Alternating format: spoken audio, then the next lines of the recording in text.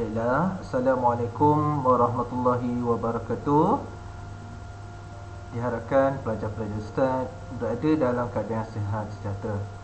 Baiklah, pelajaran hari ini kita akan diteruskan dalam bidang akidah. Diharapkan pelajar telah bersedia dengan buku teks masing-masing ataupun buku teks yang berbentuk soft copy sebagai pembelajaran kita pada hari ini pada muka surat 75.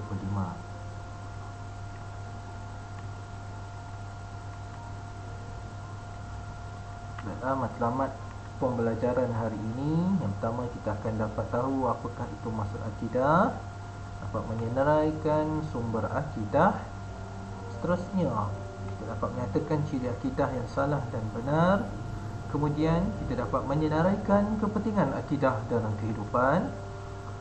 Seterusnya kita dapat menyatakan Islam agama yang benar, dapat mencari ataupun menyatakan contoh ajaran sesat, dan yang terakhir menyatakan perkara yang boleh merosakkan akidah. Baiklah, kita tengok yang pertama, maksud akidah dari sudut bahasa. Dari sudut bahasa, akidah bermaksud ikatan atau simpulan. Manakala yang kedua, dari sudut istilah, keyakinan dan keimanan yang mantap terhadap rukun iman dan perkara-perkara ghaib. Okey, rukun iman yang ada 6 perkara tersebut, kemudian dan perkara-perkara ghaib. Kita sebagai umat Islam wajib menerima sepenuhnya apa-apa yang terkandung dalam Al-Quran dan hadis Nabi. Yang kedua, kita mestilah sentiasa berhati-hati agar tidak terpesong ke arah akidah yang salah. Baiklah, pada muka surat 76 tandakan betul ataupun salah. Nanti tunjuk kepada Ustaz ya. Baiklah, sumber akidah terbahagi kepada dua, iaitu dalil Al-Quran dan juga dalil hadis. Okey, boleh ini kita tahu surah Al-Ikhlas, iaitu bismillahirrahmanirrahim, qulhuwallahu ahad, Allahus samad, lam yalid wa lam yulad wa lam yakul lahu kufuwan ahad. Okey, ini dalil dia tentang sumber akidah, yang kemudian hadis boleh rujuk buku teks pada muka surat 77. Okey, akidah yang benar yang pertama iaitu kepercayaan. Percaya terhadap kewujudan, keesaan dan kekuasaan Allah Subhanahu Wa Taala. Itu yang pertama. Yang kedua, dari sudut sumber, mengamalkan kepercayaan berlandaskan Al-Quran dan As-Sunnah. Yang ketiga, dari sudut batasan, mentauhidkan Allah Subhanahu Wa Taala. Yang keempat, dari sudut amalan, akidah yang benar, melakukan amalan, upacara dan adat istiadat yang selari dengan akidah Islam. Baiklah kelas. Seterusnya, akidah yang salah dari sudut kepercayaan, dia menafikan keesaan dan kekuasaan Allah. Dia tak percaya Allah itu satu. Okey, yang kedua, sumber mengamalkan kepercayaan yang bertentangan dengan Al-Quran dan As-Sunnah, yang tidak ada dalam mana-mana Al-Quran ataupun hadis. Dan seterusnya, batasannya mensyirikkan Allah SWT. Yang keempat, melakukan amalan, upacara dan adat istiadat yang bertentangan dengan akidah Islam. Seterusnya, kepentingan akidah dalam kehidupan Muslim. Okey, apa pentingnya akidah ini? Okey, kenapa perlunya akidah ini dalam kehidupan kita sebagai umat Islam? Yang pertama, bentuk jati diri sebagai Muslim yang sejati. Yang kedua, menjadi sebab dan tujuan manusia diciptakan. Yang ketiga, benteng daripada perkara khurafat dan syirik. Dapat membenteng. Yang seterusnya, syarat amalan diterima Allah.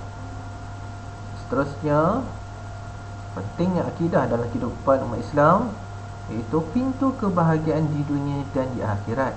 Dan yang terakhir, kenapa pentingnya akidah dalam kehidupan Islam, umat Islam ini menjadi tunjang kekuatan umat dan negara Islam. Islam agama yang benar. Okey, yang pertama, Islam agama fitrah, terbukti menerusi sifatnya yang bersesuaian dengan fitrah manusia. Okey, mana manusia perlukan agama, mencari agama yang benar. Okey, yang kedua, sumber yang sahih, sumber yang tepat. Okey, jadi telah bukti dengan kebenaran yang di mana dalam Al-Quran ini yang tetap terpelihara daripada penyelwengan sehingga kiamat. Al-Quran itu tidak ada satu perubahan daripada turunnya kepada Nabi Muhammad sehinggalah kepada kita, tidak ada satu pun ayat yang diselewengkannya. Yang seterusnya, Martabat Islam yang sangat tinggi. Pertama, terbukti apabila Islam mampu mengatasi ilmu dan kajian manusia. Yang kedua, merupakan penyelesaian semua permasalahan umat. Yang ketiga, menjadi petunjuk jalan yang terang kepada manusia yang berada dalam kegelapan. Baiklah, perkara yang merosakkan akidah dari sudut perkataan, dari sudut apa yang kita lisankan, dari sudut yang apa yang kita cakapkan ini. Okey, yang mana boleh merosakkan akidah. Yang pertama, menghina Islam, mencela Al-Quran dan Allah. Ini secara sudut terang-terangan. Okey, ini adalah salah satu penyesalan. Jadi astagfirullahalazim. Okey, seterusnya, mengubah hukum dengan perkataan. Dia menolak kewajipan solat fardu. Solat fardu tu solat yang kata apa, wajib, yang mesti kita lakukan. Solat 5 waktu tersebut. Tapi kita ubah hukum tersebut. Okey, maka kita mengatakannya ialah tidak wajib, maka kita telah merosakkan akidah pada diri kita. Yang seterusnya, bersumpah dengan nama selain Allah SWT, demi, contohnya demi bulan dan matahari. Okey, ini antara benda yang boleh merosakkan akidah. Seterusnya, menyanyi lagu yang bertentangan dengan akidah. Ni hati-hati, kalau kita suka menyanyi, kita suka sesuatu lagu tu, kita kena memahami maksudnya. Lagi-lagi lagu yang bukan dari sudut bahasa kita. Okey, yang terakhir, dari sudut perkataan, perkara yang boleh merosakkan akidah ialah mengubah ayat Al-Quran atau hadis Rasulullah. Ni bahaya bila kita cakap dengan orang, kita ubah ayat tersebut demi kepentingan diri. Jadi astagfirullahalazim. Ya, baiklah, dari sudut perbuatan pula, perbuatan ni tingkah lakunya, okey, yang mana boleh merosakkan akidah. Pertama, menyembah selain daripada Allah. Contohnya sembah pokok, nampak pokok besar, nampak percayai kepada syaitan. Ini adalah salah satu perkara yang merosakkan akidah dari sudut perbuatan. Yang kedua, memakai lambang mana-mana agama. Yang ni yang memang nampaklah, okey, pada dirinya, iaitu salib ataupun tatu yang menampak memuji agamanya. Okey, walaupun tak memuji agama lain-lain, okey, tapi kita harapkannya kita dapat elakkanlah daripada membuat tatu ini. Okey. Yang seterusnya, yang ketiga, perbuatan yang boleh merosakkan akidah. Menghina Al-Quran, mengoyak, memijak atau membakar. Jadi hati-hati. Okey, kita jaga perbuatan kita supaya kita tidak mengoyak, memijak dan membakar. Al-Quran adalah satu kitab yang mulia.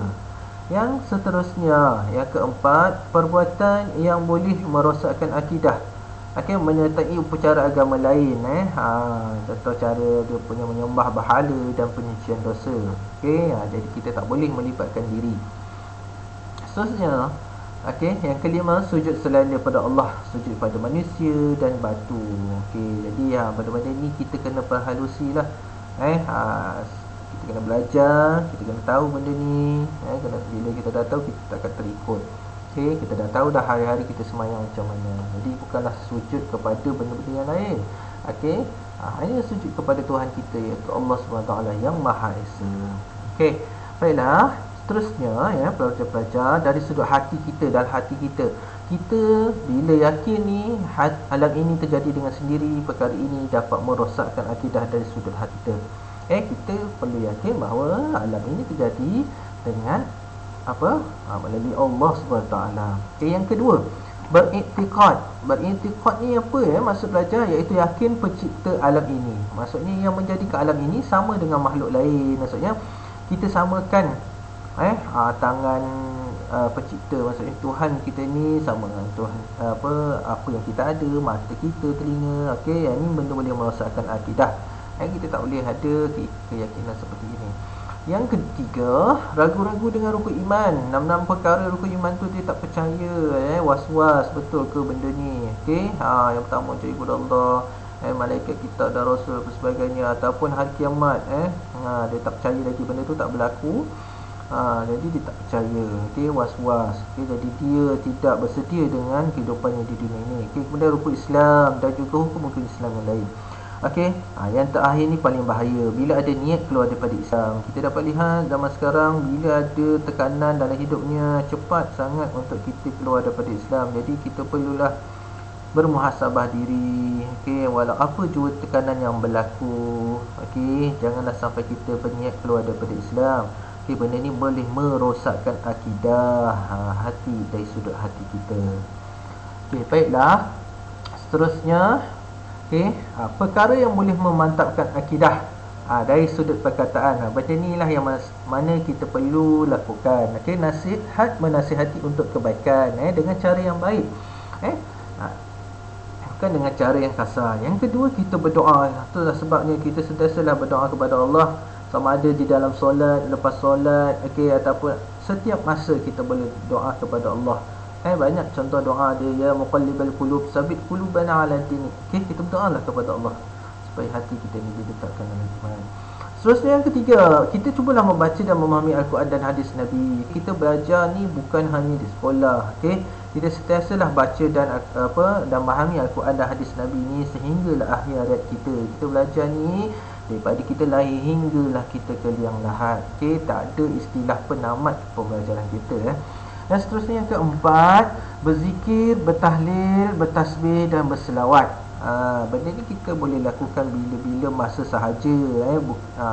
Amalan pun amalan yang sunat sahaja, namun ia memberi 1000 kebaikan kepada dalam diri kita. Yang kelima, bercakap benar. Okey, cakap benar ni perlu, okey, dalam setiap apa jua keadaan.